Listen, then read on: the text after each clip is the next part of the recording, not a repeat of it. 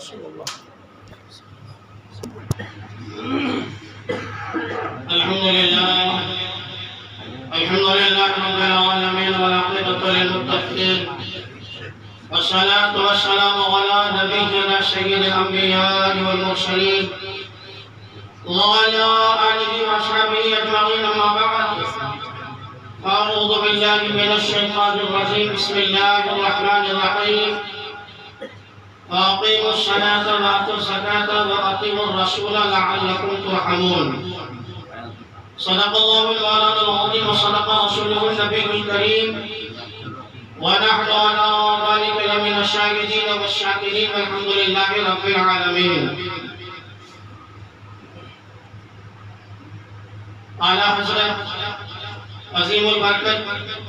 فاضل بریلوی رضی اللہ تبارک و تعالیٰ عنہ ارشاد فرماتے ہیں یا رسول اللہ علیہ السلام چمک تجھ سے پاتے ہیں سب پانے والے، چمک تجھ سے پاتے ہیں سب پانے والے، میرا دل بھی چمکا دے چمکانے والے، اور برستا نہیں دیکھ کر ابر رحمت، برستا نہیں دیکھ کر ابر رحمت،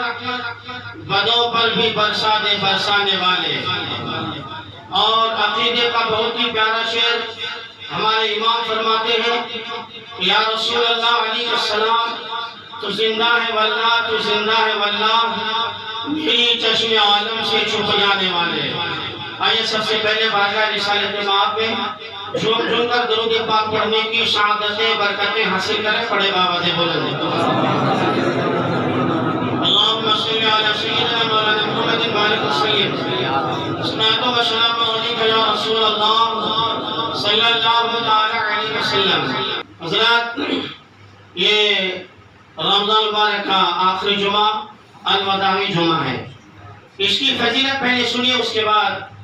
جس آیت مبارکہ کو میں نے اپنی تقریر کا موضوع سخن بنایا ہے مختصر انداز میں اس کے اوپر باتیں ہوگی انشاءاللہ تعالی. اللہ کے حبیب صلی اللہ علیہ وسلم ارشاد فرماتے ہیں کہ جو رمضان کے آنے کی خوشی منائے، رمضان کے مہینے کی آنے کی خوشی منائے اور جانے کا غم منائے، فَحَقٌ عَلَى اللَّهِ أَن يَدْخُلَ الْجَنَّةَ، اللہ تبارک و تعالیٰ کے ذمہ کرم پر ہے کہ اس بندے کو جنت میں داخل فرما دے. یعنی رمضان کے مہینے کی آنے کی خوشیاں منائے اور جانے کا غم منائے. حضرات اس کی بہت ہی بڑی فضیلتیں ہیں، ورنہ تو اکثر آج ہمارا ماحول یہ بن چکا ہے کہ اگر رمضان کا مبارک مہینہ تشریف لاتا ہے تو چہرے کا جغرافیہ بدل جاتا ہے. اس لیے کہ اب کیا ہوگا، ہماری طبیعت کا کیا ہوگا، ہماری خوراک کا کیا ہوگا، بہت ساری باتیں ہیں. لیکن آپ اس کا اندازہ لگائیے، حدیث مصطفیٰ سے سرکار فرماتے ہیں کہ جو آنے کی خوشی منائے اور جانے کا غم منائے، فَحَقٌ عَلَى اللَّهِ أَن يَدْخُلَ الْجَنَّةَ، اللہ تعالیٰ کے ذمہ کرم پر ہے کہ اس کو جنت میں داخل فرما دے. دیکھیں میں ترجمہ اس لیے کرتا ہوں ذمہ کرم، اس لیے کہ اللہ تعالیٰ کو کسی چیز کا کرنا واجب اور ضروری نہیں ہے. وہ رب العالمین ہے، چاہے تو بے نمازی کو جنت دے دے اور نمازی کو جہنم دے دے. وہ اللہ کی رحمت پر ہے، اللہ کے عدل پر ہے. حق علی اللہ، میں اس لیے اس کا ترجمہ یہی کر رہا ہوں، اللہ کے ذمہ کرم پر ہے کہ وہ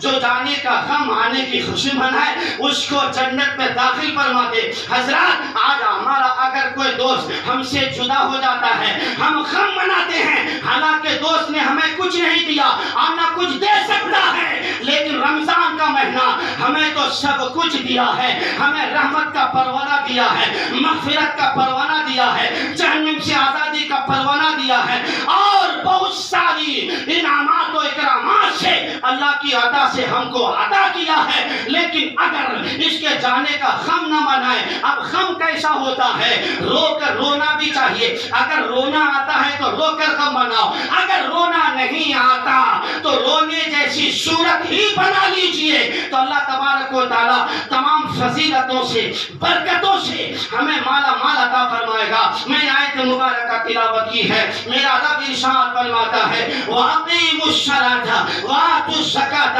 وَأَطِیعُوا الرَّسُولَ لَعَلَّکُمْ تُرْحَمُونَ۔ رب ارشاد فرماتا ہے اے لوگو اقیموا الصلاۃ، نماز قائم کرو، وآتوا الزکاۃ اور زکات دیا کرو، وَأَطِیعُوا الرَّسُولَ اور نبی کریم صلی اللہ علیہ وسلم کی تابع اور فرما برداری کرو، لعلکم ترحمون تاکہ تمہارے اوپر رحم کیا جائے، تاکہ تم رحم کیے جاؤ۔ یہ آیت کریمہ ہے، اس میں چند چیزوں کا ذکر کیا گیا جو کیا کہتے ہیں قابل غور ہے۔ نمبر 1 وَأَقِیمُوا الصَّلَاةَ، نماز قائم کرو۔ اب رب تبارک و تعالی نے زکات کی ادائیگی سے پہلے نماز کا ذکر فرمایا، نماز پڑھنے کا، نماز قائم کرنے کا حکم ارشاد فرمایا۔ وَأَقِیمُوا الصَّلَاةَ، نماز قائم کرو۔ پتہ یہ چلا کہ جس طرح اگر جسم خراب ہو جائے، جسم میں بیماری پیدا ہو جائے، جسم میں تھکاوٹ آ جائے تو آپ ڈاکٹر کے پاس جاتے ہیں، اس تھکاوٹ کو دور کرنے کے لیے،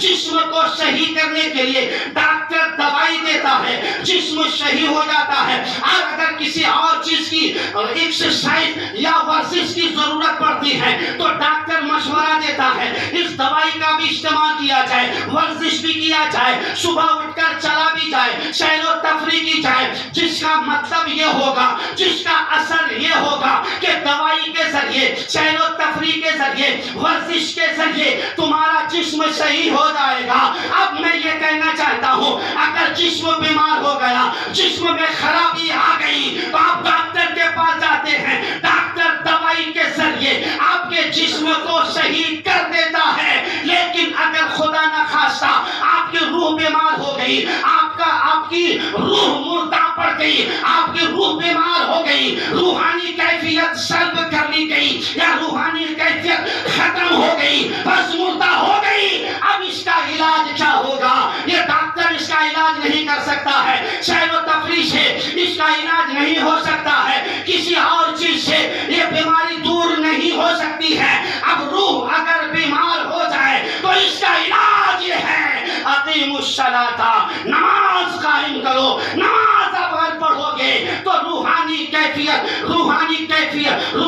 کیفیت میں ایک عظیم انقلاب برپا ہو جائے گا۔ روح جو بیمار تھی وہ صحیح ہو جائے گی، روح میں جو بس مردگی آ گئی تھی وہ ختم ہو جائے گی۔ مطلب یہ ہے کہ دوائی کے ذریعے اگر جسم بیمار ہو جائے تو جسم صحیح ہو جاتا ہے، اور اللہ کے بندگی سے، اللہ کے ذکر سے، قرآن پاک کی تلاوت سے روح کی بیماری دور ہو جاتی ہے، روح صحیح ہو جاتی ہے۔ اس لیے ضروری ہے کہ جسم کی بیماری کو دور کرنے کے ساتھ ساتھ روح کے اندر جو بیماری ہو گئی ہے، روح کے اندر جو جراثیم پیدا ہو گئے ہیں، جو کینسر سے زیادہ خطرناک جو مرض ہے، وہ مرض پیدا ہو گیا ہے، اس کو ختم کرنے کے لیے، اس کو دور کرنے کے لیے کوئی اور راستہ نہیں ہے بلکہ اقیموا الصلاۃ، نماز قائم رکھو۔ اس لیے کہ نماز پڑھنے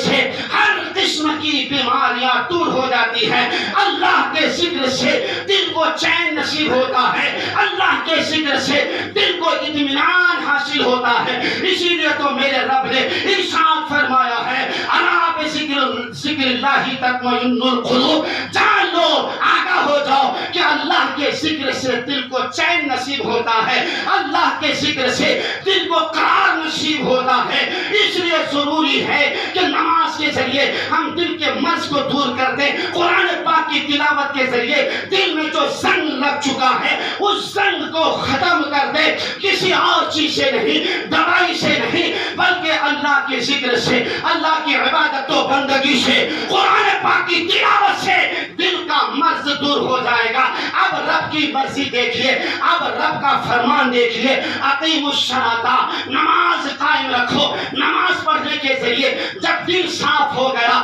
دل کا مرض دور ہو گیا، دل کی کیفیت جو بیکار تھی وہ دور ہو گئی، دل صاف ستھرا ہو گیا، پاک اور پوتر ہو گیا، صاف و شفاف ہو گیا۔ اب رب رب یہ چاہتا ہے کہ میرے بندے کا جسم بھی صحیح ہو گیا، روح بھی صحیح ہو گئی، اب میرا بندہ جو کھانا چاہتا ہے، جو کھائے گا وہ کیسا ہونا چاہیے، وہ کیسا ہونا چاہیے، تو اس کو پاک کرنے کے لیے، اس کو صاف کرنے کے لیے مال صاف کیسے ہوگا، مال پاک کیسے ہوگا، مال پاک اور پوتر کیسے ہوگا؟ تو رب نے ارشاد فرمایا وَأَقِیمُوا الصَّلَاةَ، نماز قائم کرو، نماز سے دل صاف ہو گیا، اب مال صاف کرنے کے لیے، اب اس صاف مال کو کھانے کے لیے، کھلانے کے لیے رب نے ارشاد فرمایا وَآتُوا الزَّکَاةَ، مال کا زکات دیا کرو، اس لیے کہ زکات سے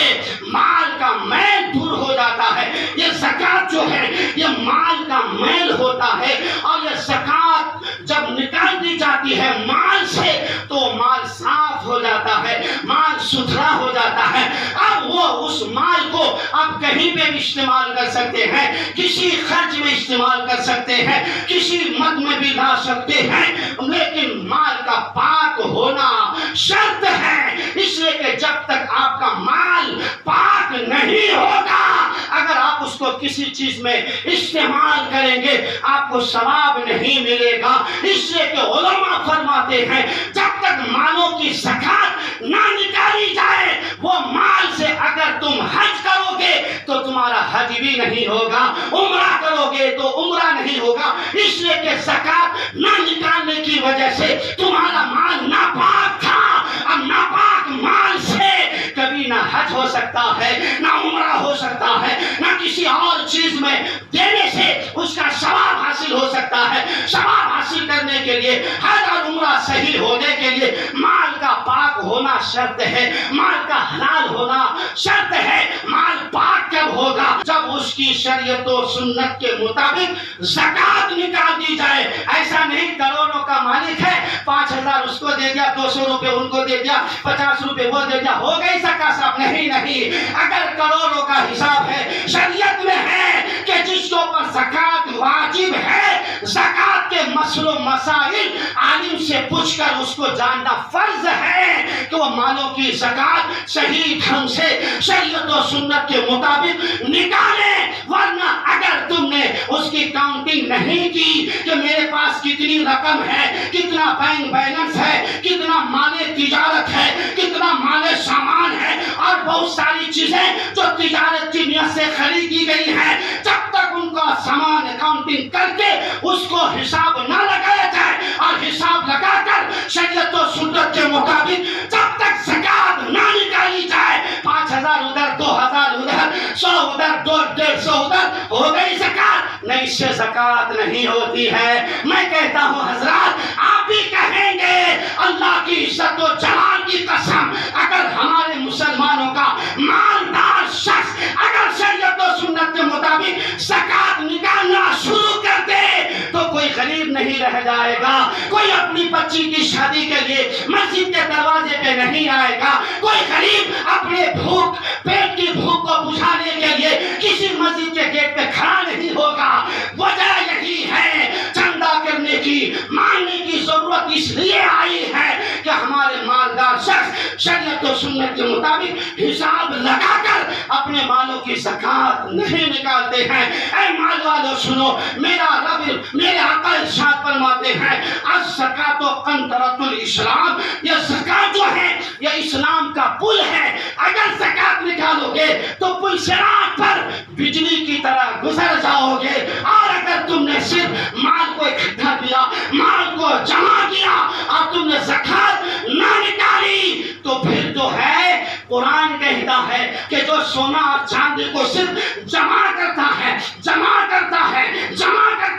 اس کی زکات نہیں نکالتا، تو قیامت کے دن اس چاندی اور سونے کو جہنم کی آگ میں تپایا جائے گا، سل بنایا جائے گا، اس کے سل کو آگ میں تپایا جائے گا، اور پھر اس سل سے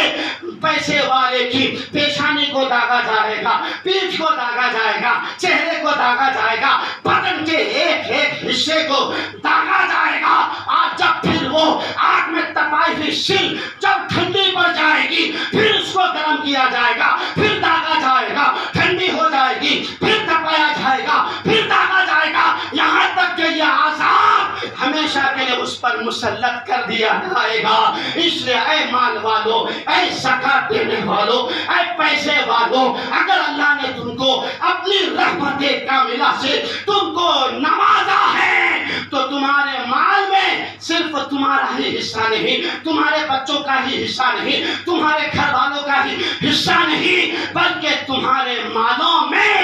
غریبوں کا بھی حصہ رکھا ہے۔ اس لیے مالوں کی زکات نکال کر غریبوں کی مدد کیا کرو۔ درود شریف پڑھیے، اللہم صلی اللہم صلی علی سیدنا مولانا محمد بارک وسلم، صلاۃ و سلام علیک یا رسول اللہ۔ بس آیت کریمہ، نماز قائم کرو، زکات دیا کرو، اس کے بعد ہے وَأَطِیعُوا الرَّسُولَ، اور رسول اللہ کی تابعداری کرو۔ سبحان اللہ۔ اب آیت کی ترتیب پر دیکھیے، پہلے نماز پڑھ کر دل کو صاف کر لیا گیا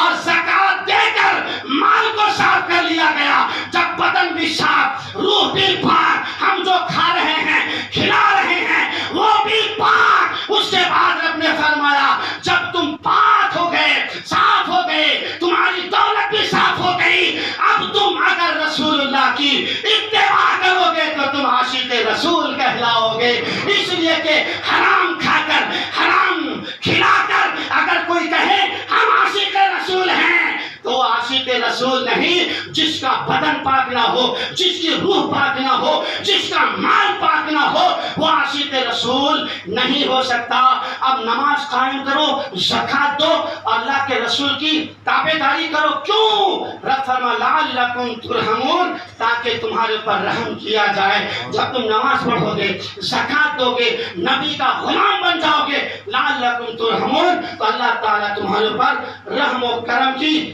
بارشیں عطا فرمائے گا۔ اللہ تبارک و تعالیٰ کی بارگاہ میں دعا ہے ہمیں ان باتوں پر عمل کرنے، دوسروں تک پہنچانے کی سعادت نصیب فرمائے۔ حضرات، حق جو ہے نا کڑوا ہوتا ہے لیکن فائدہ مند بہت ہوتا ہے۔ جب کھانسی ہوتی ہے نا تو ڈاکٹر لوگ شکر کی دوا نہیں دیتا ہے بلکہ کھانسی کی دوا، اور اتنی کڑوی دوا کہ آدمی کھائے اگر عادت نہ ہو تو الٹی کر دے، لیکن فائدہ بہت ہوتا ہے۔ کھانسی کے لیے کھانسی کی دوا بہت فائدہ مند ہے۔ اسی طرح اگرچہ بات میری سخت ہوتی ہے، کڑوی ہوتی ہے، لیکن اگر عمل کرو گے تو تمہاری دنیا بھی سنور جائے گی اور آخرت بھی سنور جائے گی۔